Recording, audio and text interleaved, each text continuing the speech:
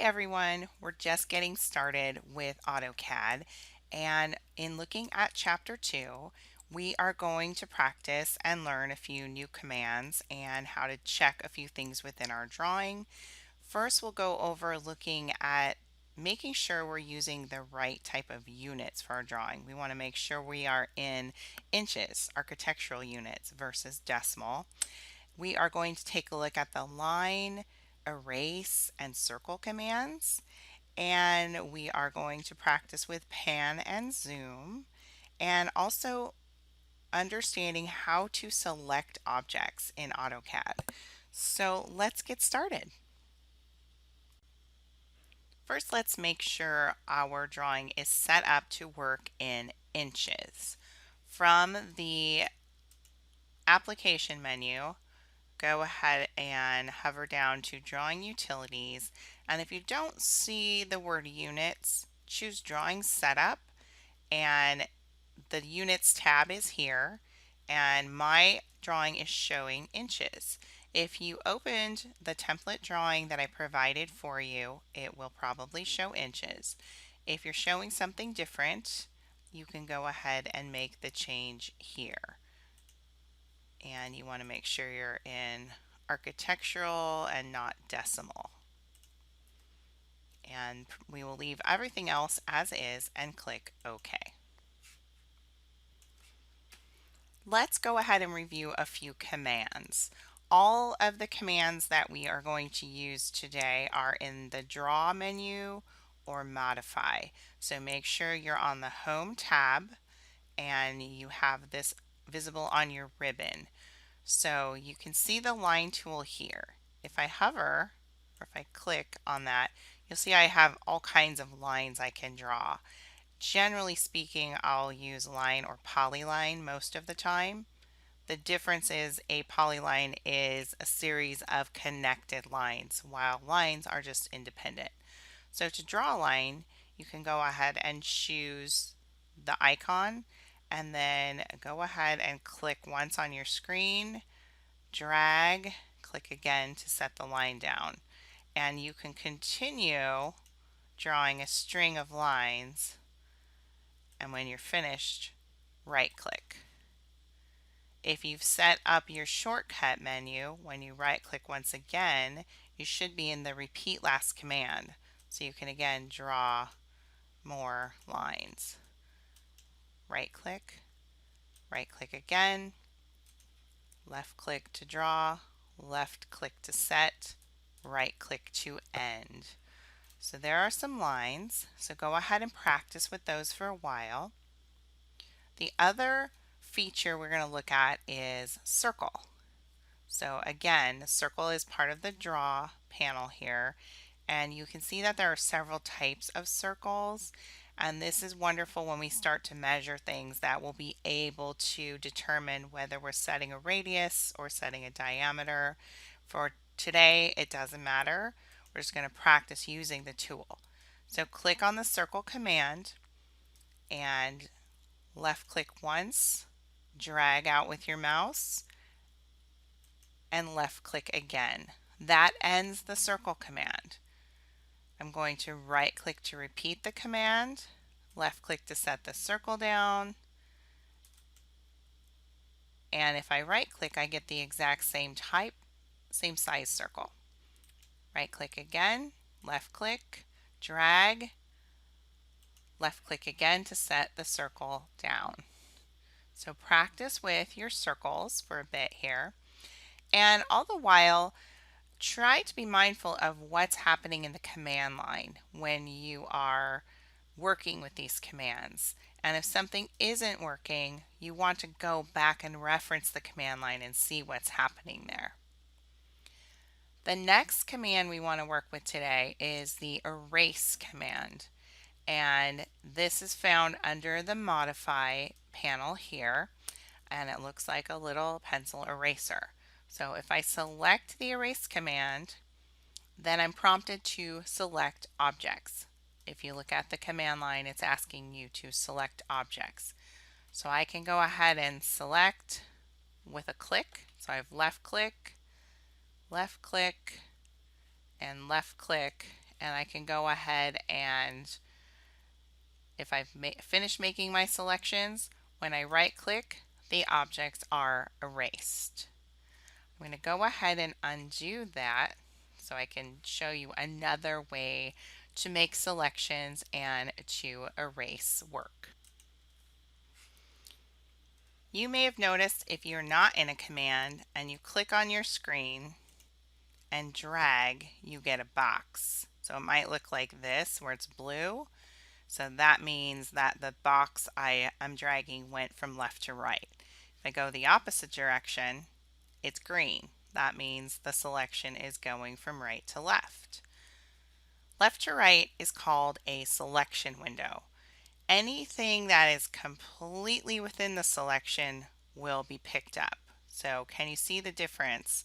If I go here, there's actually, if I click, nothing is selected because I didn't grab anything fully in that box. If I try that again and I go a little further this time, you can see that these two objects were highlighted. They made it into my selection window. I'm going to hit escape here and deselect. If I go from right to left, this is called a crossing window. Anything that crosses this box gets picked up. So you can see I don't have to have the full line picked up here. If I click, the objects were selected because they were crossed somewhere on that crossing window. If your window looks more like this, that just means that you didn't let go of the mouse button. So to get just the rectangle effect, click once and drag, and then click again to make your selection. And then once that selection is made, you could go up here and simply click the erase button. Again, I'm going to undo.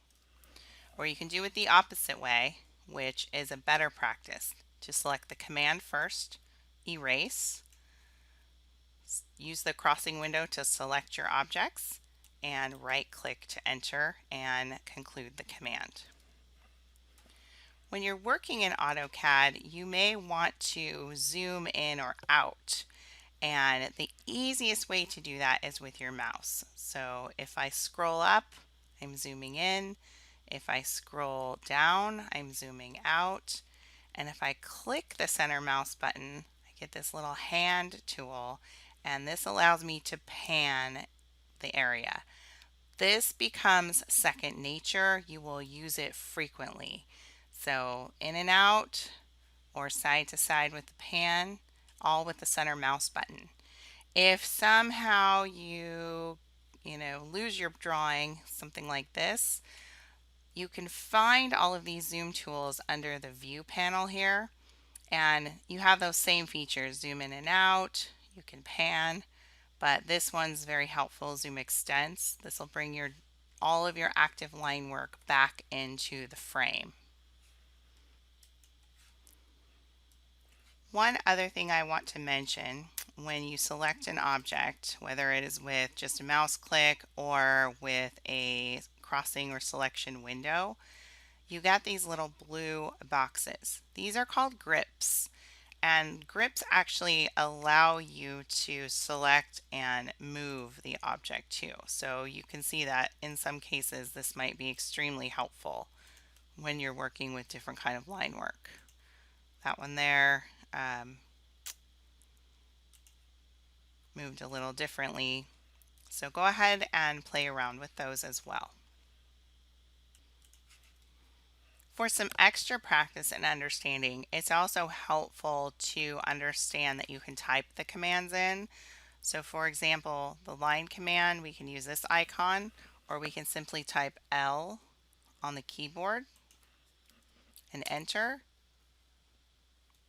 and then we're in the line command.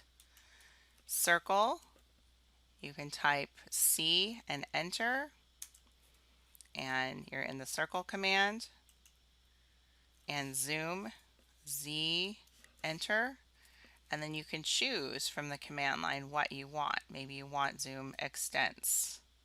So Z, enter, E, enter comes in handy quite a lot versus trying to find your zoom tool. Now let's go ahead and take a look at the exercises at the end of chapter 2 that allow us to practice all of this. I'm going to go ahead and erase all of this. So I'll use a selection window, grab all the line work, go back to my home tab and click the erase button. And now I'll go ahead and have a look at these exercises. The first one is to draw a star. So for that, I think you would use the line tool and simply move your mouse. And to get that exact point, that exact endpoint to match where I am, I'm using a tool called Object Snap. And I have my Object Snap turned on and my endpoint is selected. So that allows me to get that line to match exactly. Does it need to match exactly? Yes, that's the whole point of using a precision tool like AutoCAD. The second exercise has us drawing a patch, and we're simply drawing lines. So left click, right click, and then I'll go ahead and repeat that 2 more times. So again, this really helps you in a practice being repetitive with the tools. And then you're drawing 3 more the opposite direction. So with my mouse, I've got my right click command set up, and I'm going to repeat the last command. Again, repeat the last command and repeat the last command. Now my drawings may not look exactly like the book, and your drawings may not look exactly like mine, and that's okay. We're practicing. I'm going to zoom out a little bit and draw the 5 circles, and the point of this is just getting used to controlling the mouse. So again, repeating, and each one should be slightly smaller than the last. We're not measuring anything today, it's just your visual. So there's 5 circles. And then the last exercise has us starting out with a circle and then using the line tool to draw a continuous line around it, sort of like a maze. So I'll start here, and for this you can turn your object snap off, otherwise you'll have this perfectly parallel perpendicular shape, and that's not what we're looking for. So we're just looking to use the mouse, left click, set these points down. I'm continuing with a left click until I get to a point where I'm finished. And if I decide that is here, I will right click to conclude the command. So those are the 4 exercises that we are going to turn in today. And I'm going to walk you through how to create a PDF and turn that in on Canvas. To turn it in, we're going to go ahead and look at the tabs at the bottom left and click on the tab that says B11 by 17. If you don't have these tabs, that means you didn't download the file that I had asked you to download. So you may want to do that and just redo the exercises really quickly. So from here, we want to view, this is paper space. We want to view what happened here in model space. So we need to create a viewport. So to do that, go ahead and type the word viewport. And today we want a single viewport, and we'll click OK. And the next prompt, if you look at the command line, says specify the first corner. So you're basically going to drag a rectangle. So I'm going to, anywhere is fine. So if I click and drag a rectangle within this area, I've created a viewport. And then what that means is everything that is in my model space is now in the view of paper space. Paper space is set up to an actual size piece of paper. So if we printed this, it would be an 11 by 17 sheet of paper. We're going to learn and understand how to set up all different sizes of these papers too, as well as creating scaled objects in the viewports. But for today, this is enough. If you're feeling ambitious, you can edit the text in this title block by simply double clicking and selecting the text and just typing right over it. But if you are not feeling that ambitious, then you can go ahead and leave it for today. But we will be expected to update these for all of the work that you turn in. So we're on chapter 2 here. So once you have this viewport, we're not even going to scale it today. We're going to leave it just like this. And we'll go to the application menu and choose print and plot. A shorter way to get there is simply to click on the print icon at the top of the screen. And this is what we want. We want to make sure this is reading DWG to PDF, and the paper size is this ANSI full bleed 11 by 17. And from Paperspace, generally we always plot at 1:1 scale. Using the template I provided, all of this should be set up for you. The only thing we'll need to come over here and change is plot style table. And we're not even going to change that today. So we'll go ahead and preview. And generally, I like everything to be printed in black and white. So I'm going to have to make a slight change for that. Today, color is fine. This is what's going to print. And if you're okay with the print, everything's in view, go ahead and click the plot icon, and it's going to prompt you to save your file. So I recommend that you save it in your proper directory. I'm going to save it in my ID 130 folder, and I'll just call this, I can leave the name chapter 2 exercises, or day 1 practice, which is what the assignment is called in Canvas, and go ahead and save that file, and it will open it as a PDF. Once you have your PDF file saved, you'll go ahead and navigate in Canvas to our module for day 1 practice assignment, and you will go ahead and let me go back to the student view here. So go to week 1. You've gone through all of these other things. Day 1 practice assignment. You will choose submit assignment. And from here, we're looking for a file upload. So you can choose the file that you just created.